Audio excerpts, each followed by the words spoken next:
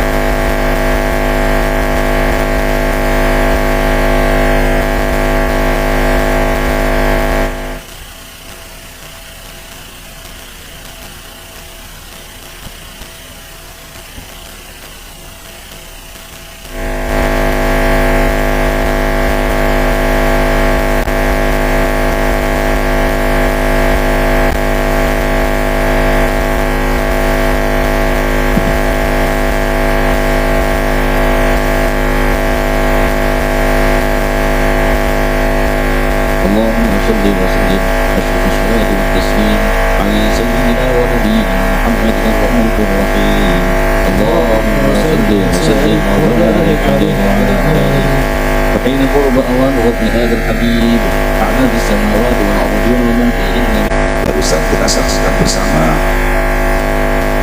Maulana Habib Lutfi video call.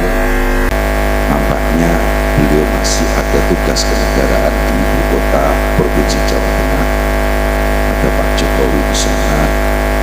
Tetapi perkenankan saya dengan lancang mengartikan untuk sementara, karena kita masih berharap nanti di tengah-tengah tiba-tiba beliau rawuh. Biasanya begitu. Assalamualaikum warahmatullahi wabarakatuh. Bismillahirrahmanirrahim. Rabbi shrah li sadri wa yassir li amri wahlul 'uqdatam min lisani. Allahumma shalli wa sallim wa barik ala sayyidina Muhammad wa ala alihi washabihi ajma'in. Amma ba'du. Nanti ini setelah saya ke Zuhur terus yang doa ya Abdurrahman Segaf, enggak boleh bantah, walat.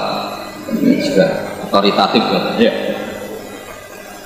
Saya hanya mau cerita, tadi malam saya sengaja sinau kitab I'anatul Talibin. Memang sengaja untuk acara ini, karena saya bayangkan kalau beliau rawuh dan mantep lah, ono yang otoritatif tadi. Di kitab I'anatul Talibin di bab jenazah, kalau halamannya mungkin beda tiap percetakan. Di situ diceritakan ada seorang wali mimpi. Di mimpinya itu orang-orang yang di kuburan itu semuanya rebutan makanan umum, kira-kira tunjangan umum. Tapi ada satu yang tidak ikut berebut. Ini supaya motivasi Mas Husairi untuk call-nya orang tuanya. Karena Mas Husairi sering ke rumah saya, juga sering ketemu di Kudus. Beliau buktinya Habib Ja'far, juga sering daerah Habib Lutfi. Sekarang mulai daerah Habib muda ini ada ya Amang ya ini. Semoga Mas Husairi tidak berharap berkah ya muda kayak yang sepuh, nanti kecewa. Dan yang ngawur lah, yang muda kok disamakan sama yang sepuh itu ya. Tapi insya Allah tidak kalah di jangka panjangnya. Yang nggak rebutan itu satu. Ini bukti kalau mimpinya benar itu sederhana. Ditanya, Mbah kenapa jenengan buatan rebutan? Aku dikirimi anakku, tiap dino dikirimi khataman anakku. Jadi saya sudah cukup dengan kiriman anak saya. Anaknya jenengan namanya sinten, namanya disebut kerjanya teng pundi teng pasar niki. Ingat betul ini karena mimpinya wali. Ini ada di kitab I'anatul Talibin. Kalau di milik saya juz 2 di bab jenazah. Nggak tahu kalau milik jenengan juz 13 saja juz 12. Karena saya ini hafal Quran juz 30, Mas Nadib 3 tahun. Ini pernah sepuh, dulur saya ini sepuh. Makanya banyak orang itu sering berani sama Mas Nadib. Saya sering diprovokasi orang untuk berani Mas Nadib. Ngawur itu dulurku ya. Pernah palik ya, jadi ini kalah sepuh. Untung di langit kayaknya saya agak kalah. Jadi ini agak untung. Kalau kalah dua-duanya ribet. Abahnya beliau itu masih orang yang saya hormati, Kiai Mujib. Terus setelah bangun, orang yang disebut di pasar ini namanya ini dicari sama wali tadi. Ternyata betul namanya itu dan kerjanya itu. Terus pas dermimil itu pas kayak orang baca Quran. Terus ditanya, kamu baca apa? Saya baca Quran. Untuk siapa? Untuk orang tua saya. Hanya orang ini yakin betul kalau itu mimpi minabori.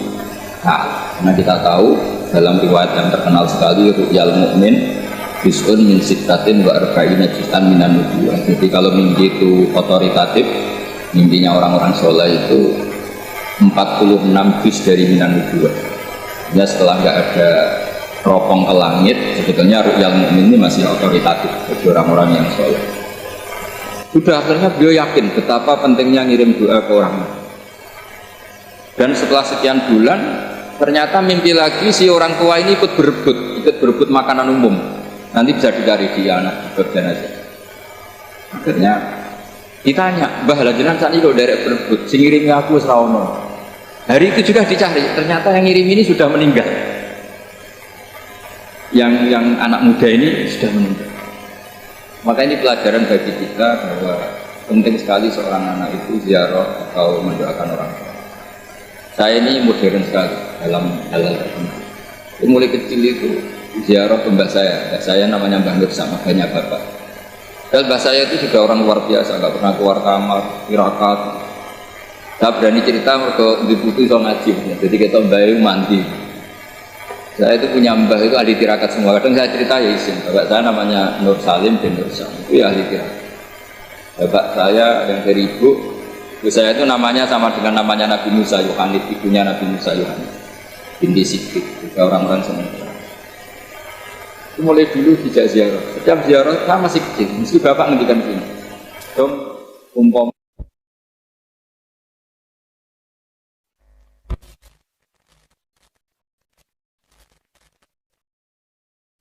Ternyata kitab I'anah itu dari sekian halaman, termasuk yang dikutip hadis itu.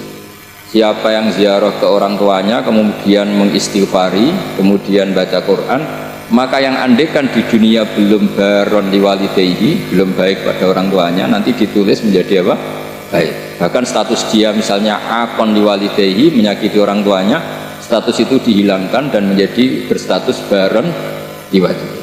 Ini penting, harapan besar bagi kita, karena Islam tidak pernah memutus hubungan baik dengan yang sudah meninggal. Sayyid Muhammad dalam kitab